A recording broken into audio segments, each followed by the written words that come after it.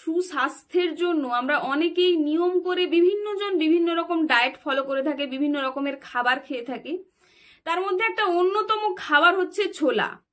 ছোলা খেতে অনেকেই পছন্দ করে, তবে বডি বিল্ডিং এর একটা অন্যতম দেশি ডায়েটে নম্বর 1-এ রাখা হয়েছে এই ছোলাকে।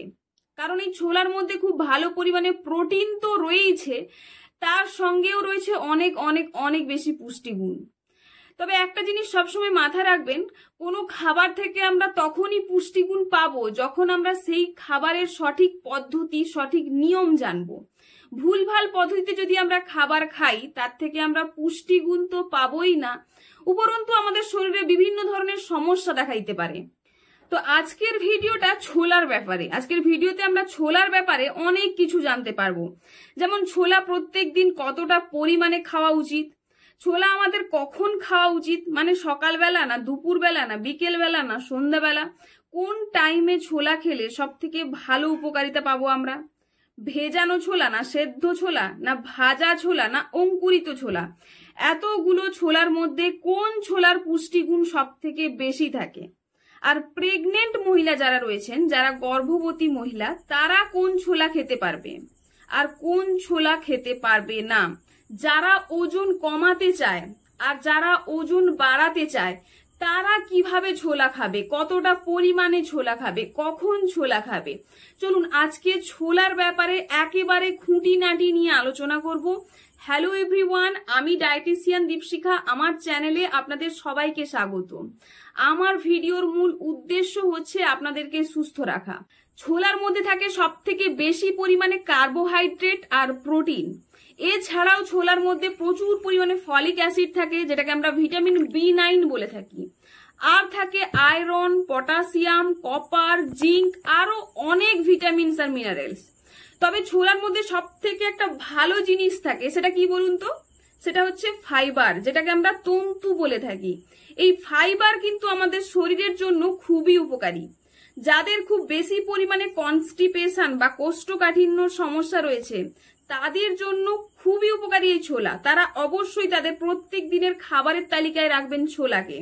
যাদের হজমের খুব বেশি সমস্যা দেখতে পাওয়া যায়, হজম রিলেটেড বিভিন্ন ধরনের সমস্যা রয়েছে, তাদের জন্য ছোলা খুবই উপকারী। যাদের কোলেস্ট্রল হাই রয়েছে, তারা অবশ্যই প্রত্যেক দিনের খাবারের তালিকায় রাখবেন ছোলাকে। ছোলা কিন্তু আপনার শরীরের মধ্যে থাকা খারাপ কোলেস্ট্রলের মাত্রা কম করাতে সাহায্য করবে। এছাড়া যাদের হাই ব্লাড প্রেসার রয়েছে, হাই সুগার রয়েছে, তারাও অবশ্যই তাদের খাবারের তালিকায় রাখবেন ছোলাকে। কারণ ছোলা কিন্তু আপনার ব্লাড প্রেসার আর সুগার দুটোকেই নিয়ন্ত্রণে রাখবে। এছাড়া ছোলার মধ্যে হাই কোয়ালিটির প্রোটিন রয়েছে, তাই যারা ওজন বাড়াতে চান বা ওজন কমাতে চান, দুটোর ক্ষেত্রেই কিন্তু ছোলা খুবই উপকারী।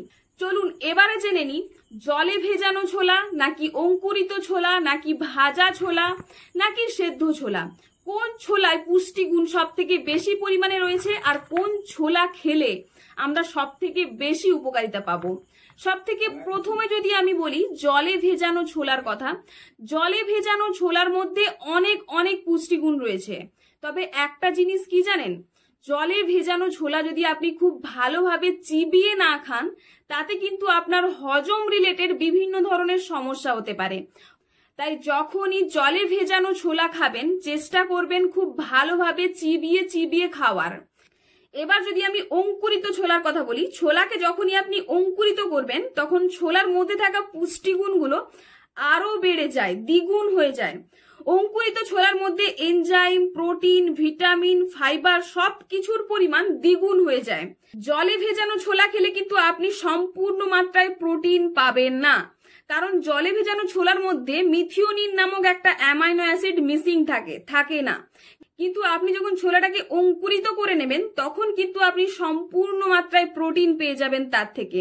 অঙ্কুরিত ছোলা আমাদের শরীরের জন্য খুবই ভালো একটা খাবার ঠিকই, তবে একটা সমস্যা রয়েছে এই অঙ্কুরিত ছোলার মধ্যে।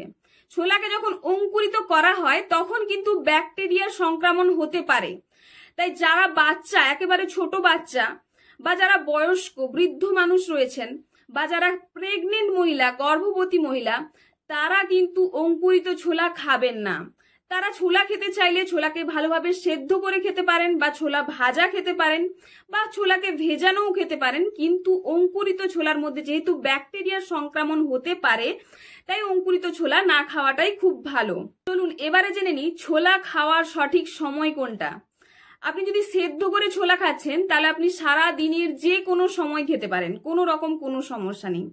তবে যদি আপনি ভেজানো ছোলা খাচ্ছেন তাহলে কিন্তু আপনি সকালবেলা খাবেন খালি পেটে। সকালবেলা খালি পেটে ভেজানো ছোলা খেলেই কিন্তু আপনি সব থেকে ভালো উপকারিতা পাবেন। তবে এখানেও একটা জিনিস মাথায় রাখবেন, সকালে ভেজানো ছোলা খাওয়ার পর 1 থেকে 1.5 ঘন্টা কোনো সলিড খাবার খাবেন না।